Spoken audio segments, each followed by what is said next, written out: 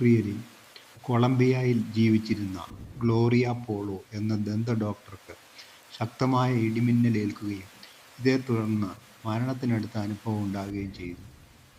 മാരകഭാവത്തിൽ ജീവിച്ചിരുന്ന അവർക്ക് വിധിയാളനായ യേശുവിൻ്റെ മുമ്പാകെ നിൽക്കേണ്ടി വരികയും തന്നെക്കുറിച്ചുള്ള ന്യായവിധിയുടെ അനുഭവം ലഭിക്കുകയും ചെയ്തു. ഭാഗ്യവശാൽ വളരെ എളിമയും ദൈവഭക്തനുമായ ഒരു കൃഷിക്കാരൻ ഇവരെക്കുറിച്ചുള്ള വാർത്തയും ചിത്രവും പത്രത്തിൽ ശ്രദ്ധിക്കാൻ ഇടവരികയും അവരുടെ ആത്മാവിന് വേണ്ടി പ്രാർത്ഥിക്കുകയും ചെയ്തതിൻ്റെ ഫലമായി യേശു അവർക്ക് രണ്ടാമതൊരു മടങ്ങിവരവിന് അനുമതി നൽകുകയും ചെയ്തു. ഈ ദൗത്യത്തിലൂടെ 10,000-കണക്കിന് ആളുകൾക്ക് ഇതേക്കുറിച്ച് സാക്ഷ്യം നൽകാനുള്ള വരവും നൽകി. ഒപ്പം തന്നെ ആദ്യം ഒരു അവസരം ലഭിച്ചതിനാൽ അവളുടെ രണ്ടാമത്തെ ന്യായവിധി വളരെ കഠിനമായിരിക്കുമെന്ന് യേശു മുന്നറിയിപ്പ് നൽകി. സൂസന്ന വല്ലേജോ വ്യക്തിപരമായി ഡോക്ടർ ഗ്ലോറിയയെ സന്ദർശിക്കുകയും വളരെ ത്യാഗങ്ങൾ സ്വീകരിച്ച് സ്പാനിഷ് ഭാഷയിൽ നിന്ന് ഇംഗ്ലീഷ് ഭാഷയിലേക്ക് ഈ അനുഭവ സാക്ഷ്യം വിവർത്തനം ചെയ്യുകയും ചെയ്തു. ഈ ലഘുഗ്രന്ഥം ഗ്ലോറിയ പോളോയുടെ ദൗത്യത്തെ വർദ്ധിപ്പിക്കുന്നതിന് വേണ്ടിയാണ് ഇവിടെ അവതരിപ്പിക്കുന്നത്. ഈ പുസ്തകം ഇംഗ്ലീഷിൽ നിന്ന് മലയാളത്തിൽ ഞാൻ തർജ്ജമ ചെയ്തത് ന്യായാധിപ സന്നിധിയിൽ എന്ന പേരിൽ ലഭ്യമാണ്. ഗ്ലോറിയ പോളോയ്ക്കുണ്ടായ അനുഭവങ്ങളാണ് ഇവിടെ വിവരിക്കുന്നത്.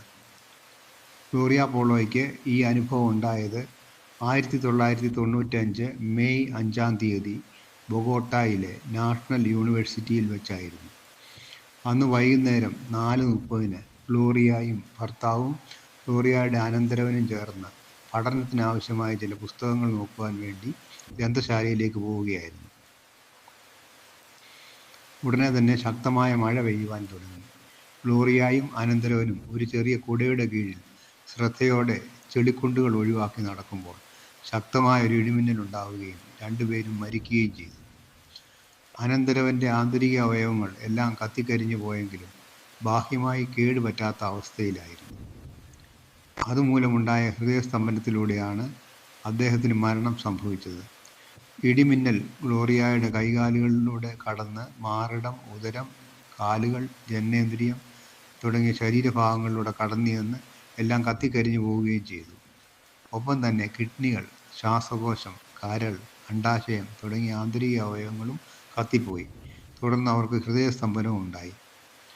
ഉടനെ തന്നെ ആശുപത്രിയിൽ, അതായത് നാഷണൽ നഴ്സിംഗ് യൂണിവേഴ്സിറ്റി ആശുപത്രിയിൽ എത്തിക്കുകയും അബോധാവസ്ഥയിൽ നിന്ന് ബോധം വീണ്ടെടുക്കുവാനുള്ള ശ്രമങ്ങൾ ഡോക്ടർമാർ ആരംഭിക്കുകയും ചെയ്തു. ഇത്തരം അവസ്ഥയിൽ ജീവിച്ചിരുന്നിട്ടും പ്രത്യേക പ്രയോജനമൊന്നുമില്ലെന്നും സമാധാനത്തിൽ അവൾ മരിക്കട്ടെ എന്നും ഡോക്ടർ ബന്ധുക്കളെ അറിയിച്ചു. ഈ സാഹചര്യത്തിൽ കൃത്രിമമായി ജീവൻ നിലനിർത്തേണ്ട കാര്യമില്ലെന്ന് ഡോക്ടർമാർ അഭിപ്രായപ്പെട്ടപ്പോൾ ഒരു ഡോക്ടറായിരുന്ന അവളുടെ സഹോദരി അതിനെ എതിർത്തു. ഗ്ലോറിയ ജീവിച്ചിരുന്നപ്പോൾ ദയാവധത്തെ, euthanasia അനുകൂലിച്ചിരുന്ന വ്യക്തിയായിരുന്നു എന്ന് ഓർക്കുക. തുടർന്ന് 3 ദിവസത്തോളം അവൾ അബോധാവസ്ഥയിൽ, അതായത് കോമയിൽ കഴിച്ചുകൂട്ടി. ഈ സമയത്ത് ഓക്സിജൻ നൽകി കൃത്രിമമായി ജീവൻ നിലനിർത്തുകയായിരുന്നു. അപ്പോൾ ദൈവം അവളോട് ശരീരത്തിലേക്ക് മടങ്ങി പോകാൻ ആവശ്യപ്പെട്ടു. ആ സമയങ്ങളിലെല്ലാം പ്രവർത്തിക്കാതിരുന്ന വൃക്കകൾ പ്രവർത്തിക്കാൻ തുടങ്ങി. അതുപോലെ ശ്വാസകോശങ്ങളും ഹൃദയപ്രവർത്തനവും ആരംഭിച്ചു. അവൾ ജീവൻ വെച്ച് ശരീരത്തിലേക്ക് മടങ്ങി വരുമെന്ന് ആർക്കും സങ്കല്പിക്കാൻ പോലും കഴിഞ്ഞില്ല. അവിടെ നിന്നും അവളെ സോഷ്യൽ സെഗൂറോ എന്ന ആശുപത്രിയിലേക്ക് മാറ്റി. അവിടെ വെച്ച് ശരീരത്തിലെ കത്തിക്കരിഞ്ഞ മാംസഭാഗങ്ങൾ എല്ലാം ഡോക്ടർമാർ മുറിച്ചു മാറ്റി. അവൾക്കപ്പോൾ അസഹനീയമായ വേദനയും ശ്വാസതടസ്സവും അനുഭവപ്പെട്ടു. കാലുകളിലെ മാംസപേശികളെല്ലാം കരിഞ്ഞുപോയ അവസ്ഥയിലുമായിരുന്നു. 1 മാസത്തിനു ശേഷം മുറിവുകളെല്ലാം കരിഞ്ഞു തുടങ്ങി. പുതിയ ചർമ്മം രൂപപ്പെടുവാൻ തുടങ്ങി.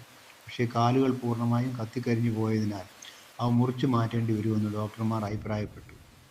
ഇത് അവൾക്കൊട്ടും തന്നെ സഹിക്കുവാൻ കഴിഞ്ഞില്ല. ആശുപത്രിയിൽ നിന്ന് എങ്ങനെയെങ്കിലും രക്ഷപ്പെടണമെന്ന് അവൾ ആഗ്രഹിച്ചു. അതിനായി എഴുന്നേൽക്കുവാൻ ശ്രമിച്ചു നോക്കിയെങ്കിലും തൻ്റെ കൈകാലുകൾക്ക് ശരീരത്തെ താങ്ങുവാൻ സാധിക്കുകയില്ലെന്ന് അവൾ മനസ്സിലാക്കി. തുടർന്ന് കാലുകൾ മുറിച്ചു മാറ്റാനുള്ള ശ്രമം ഡോക്ടർമാർ ആരംഭിച്ചു.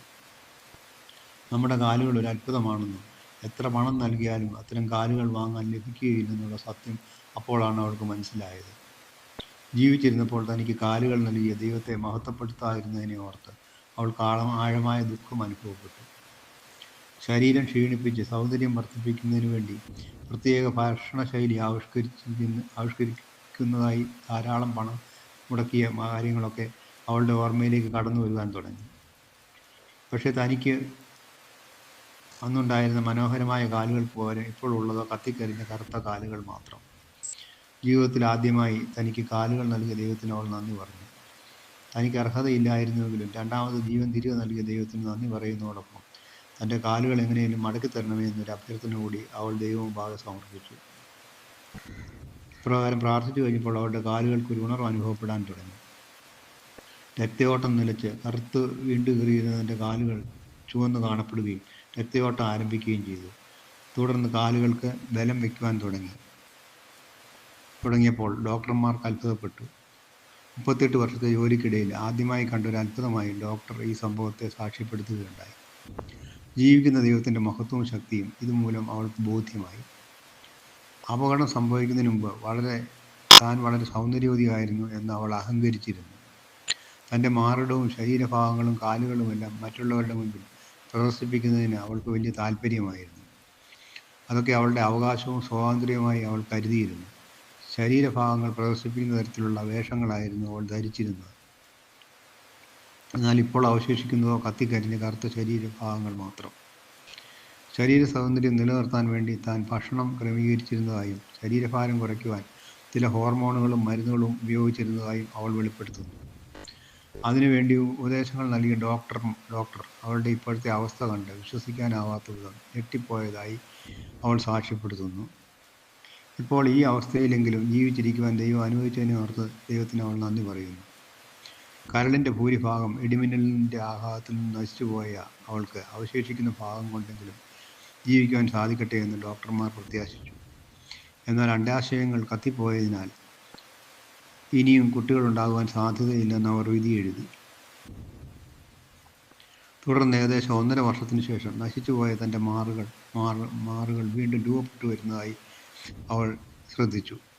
പിന്നീട് ശരീരം ഹോർമോണുകൾ ഉൽപ്പാദിപ്പിക്കുവാൻ തുടങ്ങുകയും അണ്ഡാശയങ്ങൾ പ്രവർത്തനക്ഷമമാവുകയും ഗർഭം ധരിക്കുവാൻ അനുകൂലമായ എല്ലാ അവസ്ഥകളും ശരീരത്തിൽ സംജാതമാവുകയും ചെയ്തതിനാൽ ഒരു കുഞ്ഞിന് ജന്മം നൽകാൻ അവൾക്ക് സാധിക്കുകയും ചെയ്തു. തനിക്ക് ദൈവം ദാനമായി നൽകിയ കുഞ്ഞിനെ അവൾ മരിയ ജോസ് എന്ന് നാമകരണം ചെയ്തു. ഇത്രയധികം തൻ്റെ ശരീരത്തിലെ അത്ഭുതങ്ങൾ സൃഷ്ടിച്ച ദൈവത്തോട് അവൾക്ക് നന്ദി പറയുവാൻ വാക്കുകളില്ല. ഗ്ലോറിയ പോളോയുടെ അനുഭവത്തിൻ്റെ 1-ാമത്തെ ഭാഗമാണ് ഞാനിവിടെ വിവരിക്കുന്നത്. ഇതൊരു മരണത്തിനടുത്ത അനുഭവമാണ്, നിയർ ഡെത്ത് എക്സ്പീരിയൻസ് ആണ്. ബാക്കി ഇതിന് ശേഷം ഗ്ലോറിയയ്ക്ക് ദൈവം സ്വർഗനരക ശുദ്ധീകരണ സ്ഥലങ്ങളും ഒത്തിരി ദർശനങ്ങൾ കാണിച്ചു കൊടുക്കുകയും പാപത്തെപ്പറ്റി പഠിപ്പിച്ചു കൊടുക്കുകയും ചെയ്തു.